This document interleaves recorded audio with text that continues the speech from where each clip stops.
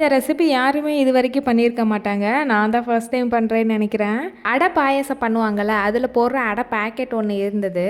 எங்களுக்கு இருக்க கோல்டு காஃபில இந்த அடை பாக்கெட்ட நாங்க அப்படியே வச்சிருந்தோம். ரொம்ப நாளா அப்படியே இருந்துச்சு. சரி இன்னைக்கு இத காரமா ஏதாச்சும் ட்ரை பண்ணலான்னு சொல்லிட்டு, ரொம்ப நேரம் யோசிச்சுட்டு அதுக்கப்புறம் தான் இது பண்ணவே வந்திருந்தேன். ஃபர்ஸ்ட்டு அடை பாக்கெட்ட ஓப்பன் பண்ணி பார்த்தா, குட்டி குட்டியா ஸ்கொயர் ஷேப்ல கட் பண்ணி இருந்துச்சு. அத வந்து நம்ம யூசுவலா எப்பயுமே நூடுல்ஸ்க்கு வேக வைக்கிற மாதிரி சுடு தண்ணியில உப்பு, எண்ணெய் போட்டுட்டு வேக வச்சு எடுத்துக்கிட்டேன்.